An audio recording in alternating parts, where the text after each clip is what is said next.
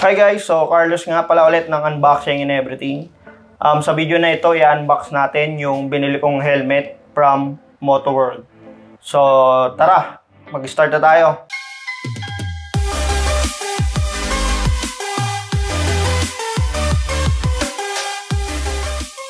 So ayun guys, bumili ako ng helmet from Motoworld. Ito siya. Ayan, so medyo malaki yung box niya. Ayan. Okay, so kaya ako naisipang bumili ng bagong helmet guys kasi nga 11.11 sa Shopee, so makakamura tayo. So nung nakita ko yung product na to guys sa Shopee, ang original price niya is nasa 3,200.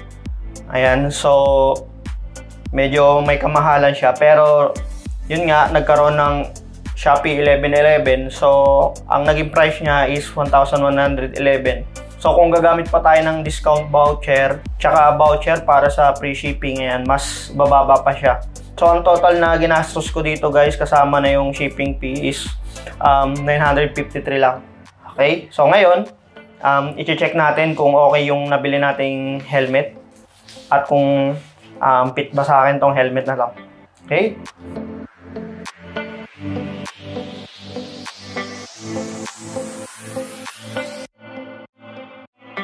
Okay guys, so ito yung brand na binili nating helmet.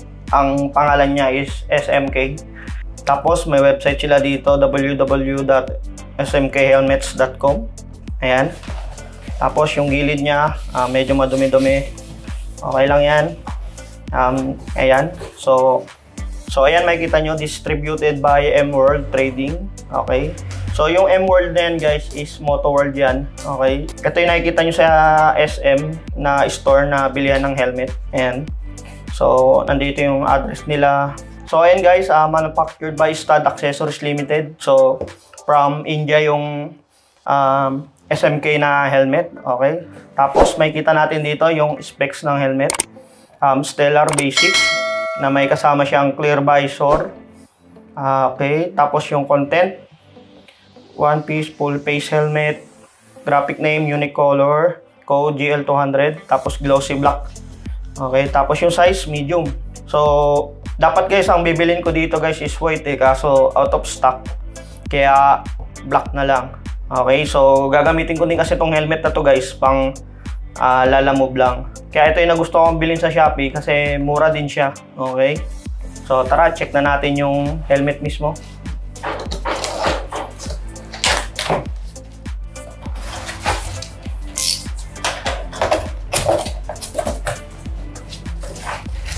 Okay, so ito yung laman ng helmet natin guys. So ayan guys, ito yung pre-visor niya, kulay gray. Ayan. So maganda to pag maaraw para hindi kayo masilaw. Okay. Ayan, tapos nakalagay anti-scratch visor. Okay.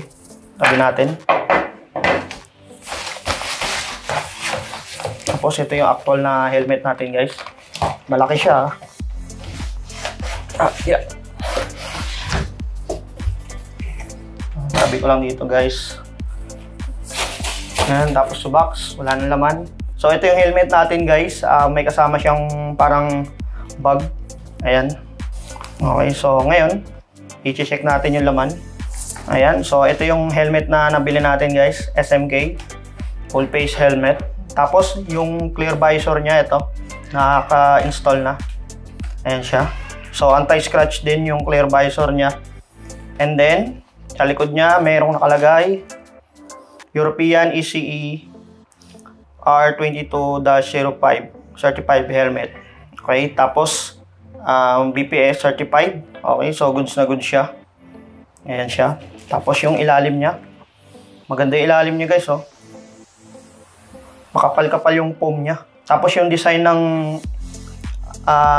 foam niya is kakaiba. Ayan, may kasama pa pala siyang keychain. Tapos, sticker yata itong iba. Okay, so remove natin yung sticker. Tapos yung lock niya guys, may hilaan. Ayan.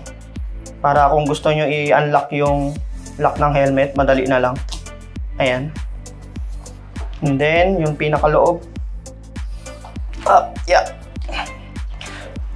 Ayan. So, kita ba guys, yan yung pinakaloob ng ating helmet. Ang ganda ng design guys, oh. Ayan. So So makikita nyo, SMK helmet. Ayan, may tag pa siya. So ito guys, sa taas, nagagalaw siya. Ayan, ang purpose na ito guys is para pumasok yung hangin. Okay, pag naka-on siya, or naka-open siya, ayan, nakaganto. Pag i-close nyo siya, ipupush nyo lang siya paharap. Ayan, may click na tutunog.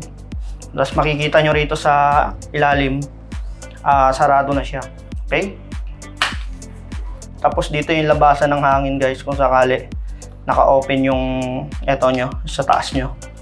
Ayan. So ngayon, isusukat naman natin kung sakto yung nabili nating size ng helmet para sa ulo natin.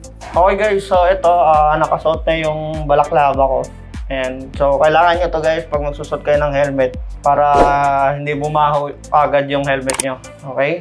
So ngayon, isusukat na natin yung binili nating helmet na SMK. So ayan siya. Medium yung size na ito guys. Okay? So ito guys yung nabili nating helmet. Ayan. Medium yung size niya. Masikip sa akin. Okay? So ganun dapat pag bibili kayo ng helmet guys is yung masikip sa mukha nyo.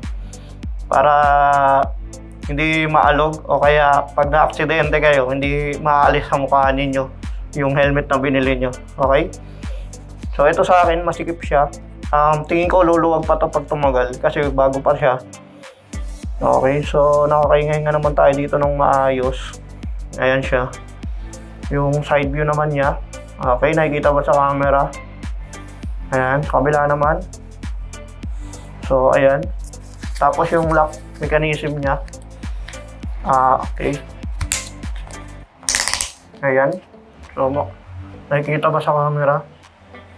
Pag i-unlock nyo siya guys, etong kulay pula na to guys, meron siyang parang tali. Ilain nyo lang.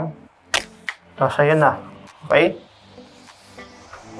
Ayan. So, clear visor yung gamit natin ngayon. Ayan. So, may ano siya guys, pag isasara nyo siya guys, ayan, kunyari nakasara na siya. Mapapansin nyo guys, pag iangat ko, may parang nag-i-stop sa visor. Okay, parang may level siya kung gaano mo kataas iaangat yung kanyang visor. Okay. Ayan, ito na yung max niya. So sa gitna, meron. Tapos yung field of view naman natin guys is saktong-sakto lang din guys. Parang sa mga regular na helmet. Ang ganda ng quality na ito guys ha. Hindi ko in-expect na ganito yung quality na mabibili natin na helmet. Okay. So made from India siya guys. Kahit pa paano okay na okay yung quality ng helmet na to guys. Okay, so check natin yung likod naman. Sana makita sa camera. Ayan, nakikita ba? Okay, dito yung parang spoiler niya sa taas. Ayan, hindi ko sure kung kita kasi ako lang mag-isa yung nagre-record ng video. Okay, so ayan guys, ito yung helmet natin guys. Tsaka ako napapalitan ng isa pang visor yung dito niya guys. Itong visor niya na to guys pagka gagamitin ko na. Okay.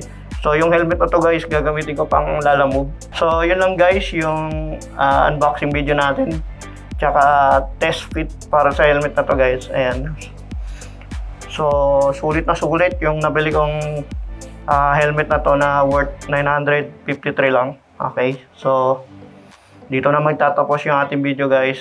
Kung hindi pa kayo nakakapag-subscribe sa aming YouTube channel, Unboxing and Everything, subscribe na.